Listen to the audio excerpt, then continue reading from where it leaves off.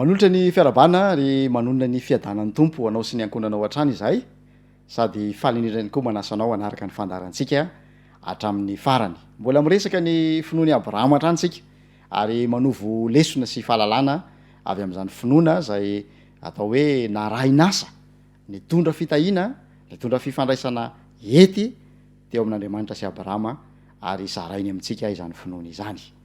Mialoha ny hiritsontsika amin'ny fizarana natokana ho jerena an'io ary dia raha isinao tombontsoa hatrany ny manasanao hiaraka hivavaka.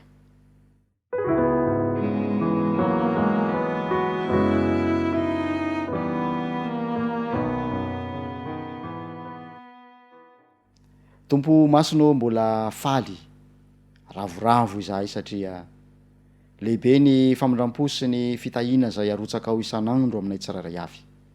Manana zao tombontsoa zao zahay ankehitriny, iaino ny teninao. Tompo avelao ny elokay. Ampangino ireo feo manelingelina anay, ary eo ka hifantoka amin'ny fiainonanao zahay.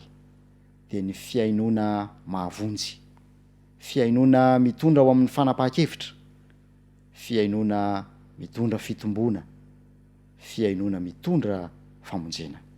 Dia mitenena fa voninkaino anao zahay. Amin'ny anaran'i Jesosy, amen.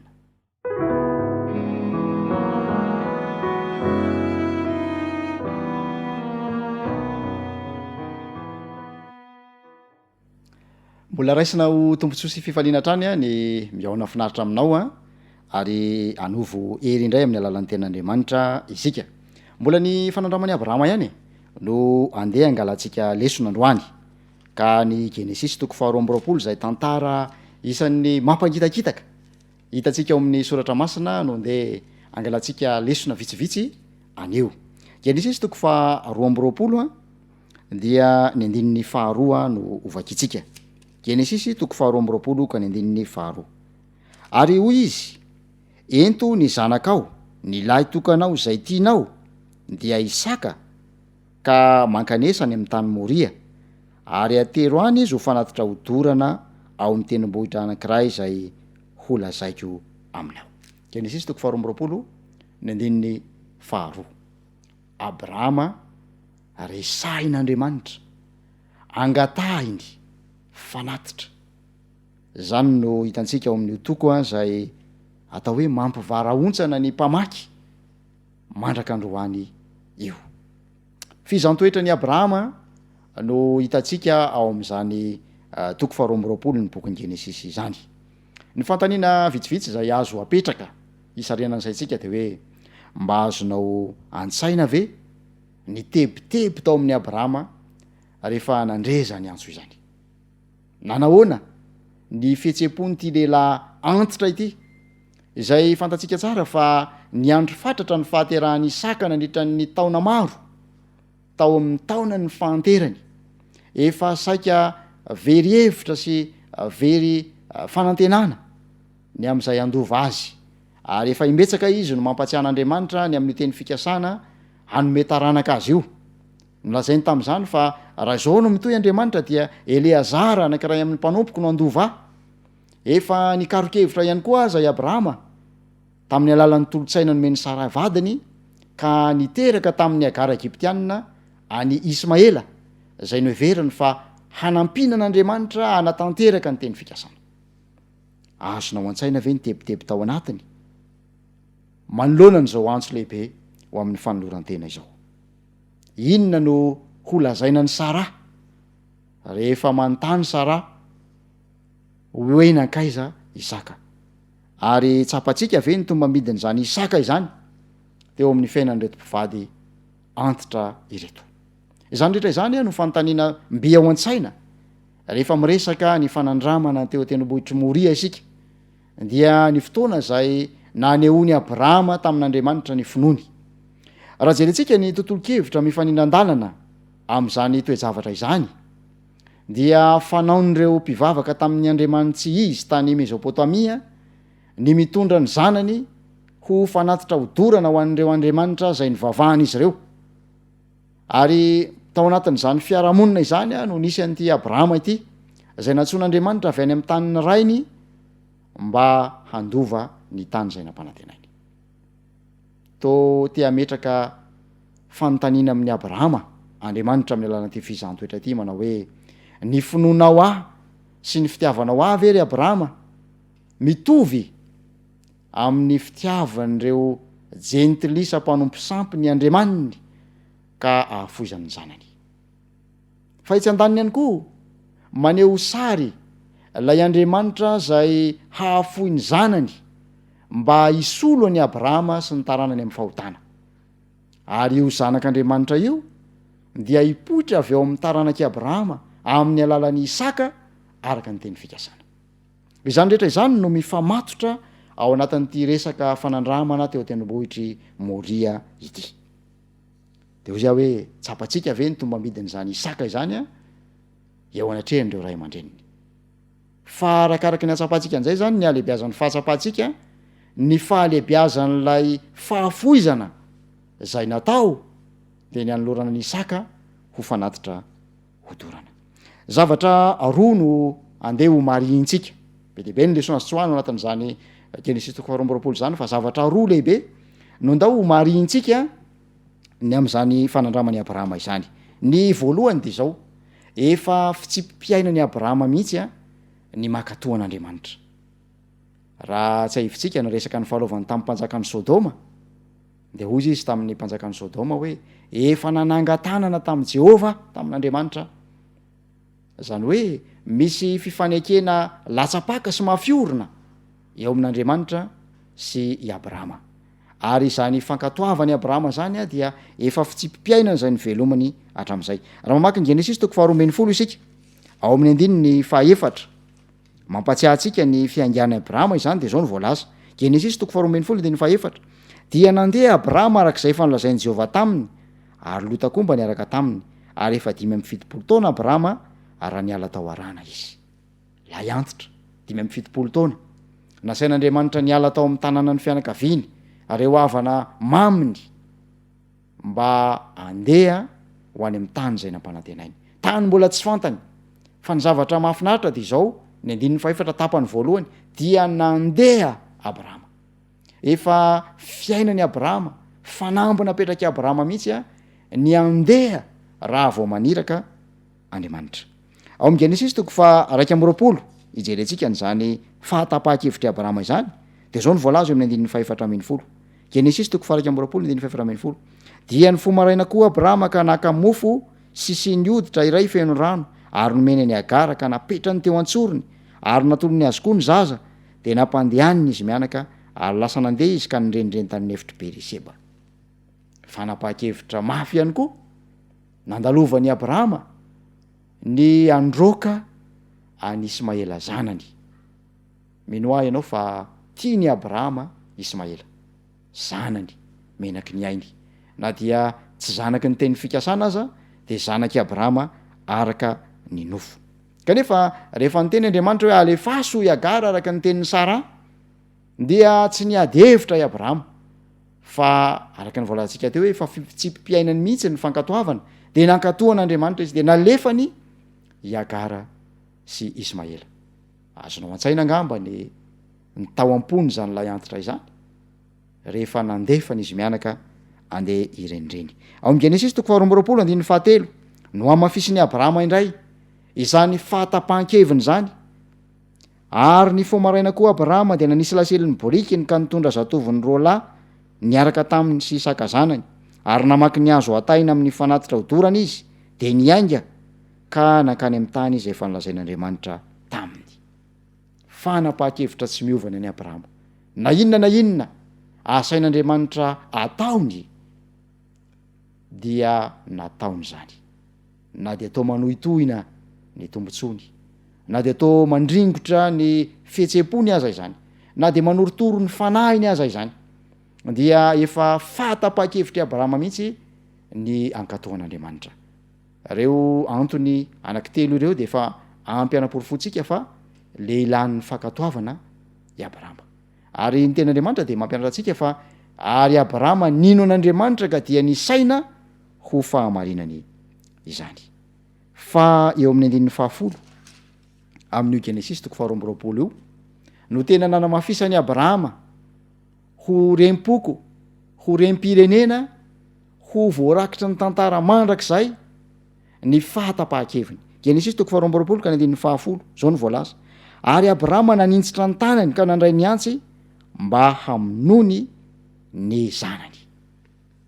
Ry mpijery sy mpiaino izao fandarana izao, tsy nivazivazy Abrahama, tsy nanandrakandrana, tsy nanao tsobo-drano miangaly ka rehefa lalina de iverenana, fa noraisiny ny antsy dia naninjitra ny tanany Abrahama hamonony ny zanany.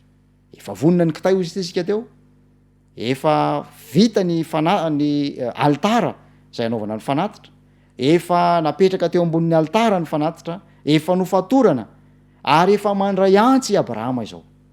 Mahafinaritra ny fanandramany Abrahama, na de hoy isika hoe mampangitakitaka aza izany toe-javatra izany, satria nomporofony Abrahama fa mankatoan'Andriamanitra amin'ny zavatra rehetra izy. Mahafinaritra ny valikafatra avy amin'Andriamanitra manomboka amin'ny 1:10 amin'ny Genesis 2:20.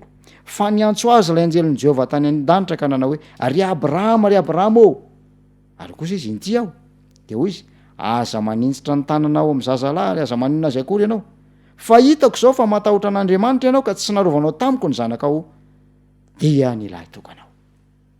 Toe-tsain'ny lanitra, toe-tsain'Andriamanitra mihitsy no nambolena tao amin'ny Abrahama, nahafoy ny zanany. Ary rehefa jerentsika anie dia nasehon'Andriamanitra tamin'ny alalan'ny ondry lahy zay nisaringotra tao amin'ny rantsakazo ny fanolorany an'i Jesosy isolo voina any Isaka zay mpanotatoanao, isolo any Abrahama, ary zay finoany Abrahama any Jesosy lay isolo azy amin'ny fahotany zay no finoany Abrahama zay mitondra famonjena. Zay ihany koa no finoana tiana ambolena ao anatsika tsiraray avy. Hoy Jesosy masina hoe ny finoana de avy amin'ny toroteny ary ny toroteny de avy amin'ny tenin'ny Kristy.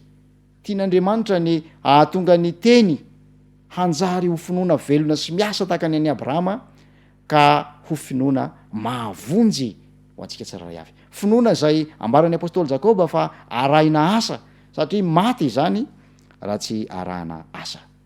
Zay ny tapany voalohany zay tiantsika ho mariana atao anatin'ity Genesis 4 ty. Fa ny tapany faharoa zay lehibe indrindra ihany koa de zao, i Abrahama dia voalaza fa sakaizan'Andriamanitra. Ho azontsika tsara ny hevitry ny teny hoe sakaiza rehefa azontsika tsara ny fifandraisana ety ny famatorana Andriamanitra tamin'ny Abrahama.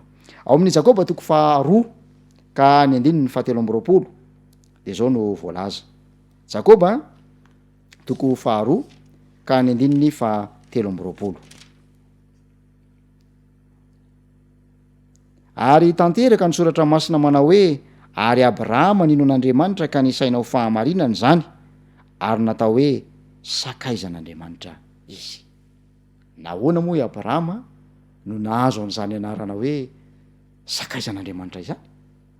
Voalazan'io andininy io fa nino an'Andriamanitra izy ka de nisainao fahamarinany izany.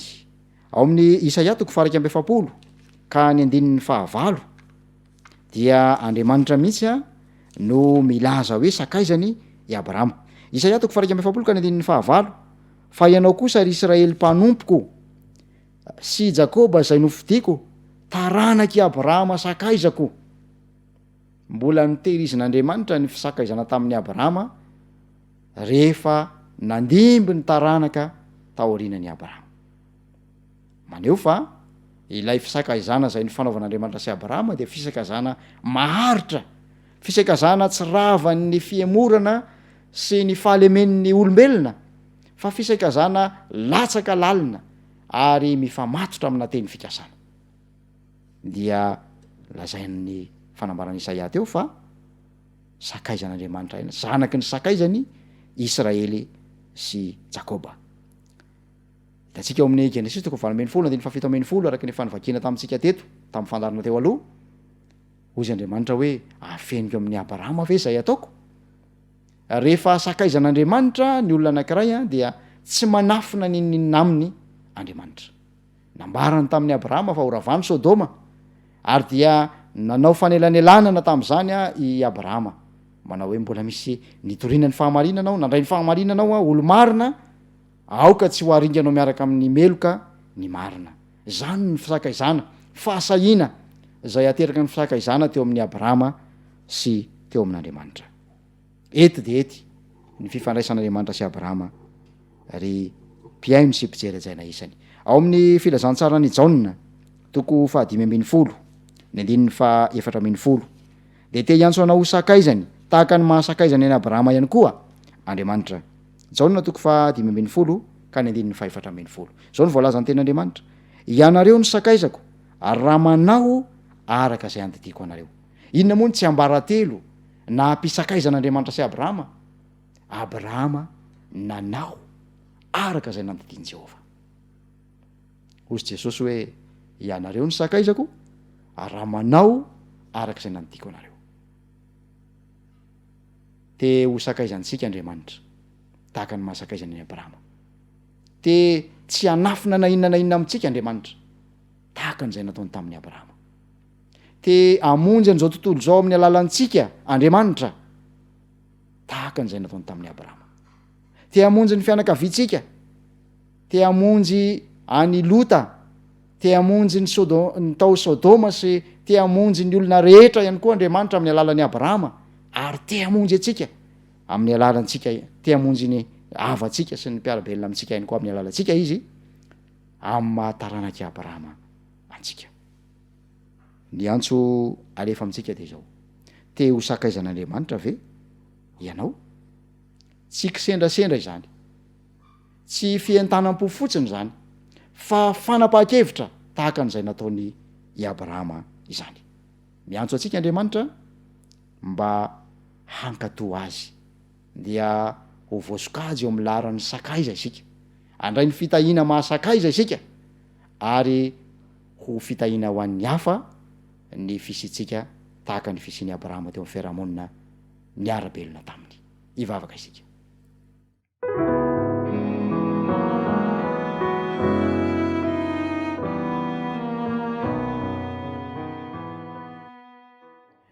misaotra tompo noho ny teninao zay nampahery anay nahafanay nahita ny halalina sy ny haavo ny sakany sy ny lava ny fitiavanao zay hitanay tamin'ny ampahany teo amin'ny fanandramany abrahama nanolotra ny saka ho fanatitra hodorana teo amin'ny altara fa tianay ho hita amin'ny fahafenony kosa ny alehibe ny sorona nataonao nanolotra an' Jesosy ho fisoloananay teo amin'ny fahotana zay tokony ho nandriganana anay tompo te hizarana zany fitiavana zany amin'ny mpiarabelona aminay zany te aneo ny fahatsaranao eo amin'ireo mifanerasera aminay zahay te ho fitahina eo amin'ny fiarahamonina eo amin'ny firenena eo amin'ny fiangonana izahay tahaka ny abrahama tamin'ny androny ko ampio zay tsiraray avy hivelona sy hanandrana izany eo ambany fitarianao dia homemboninahitra ianao ary ahita fifaliana izahay noho ny fahombiazana amin'ny anaran'i Jesosy ny angatana ny vavaka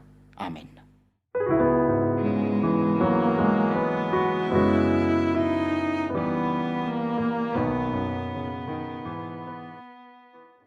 De mifarana eto indray aloha ny fandarantsika androany mirary soa mirary fahirezana ary mbola te eo nafinaritra aminao indray raha mpitso amin'ny fotoana toy izao manam-piteny manam-piresaka tompoko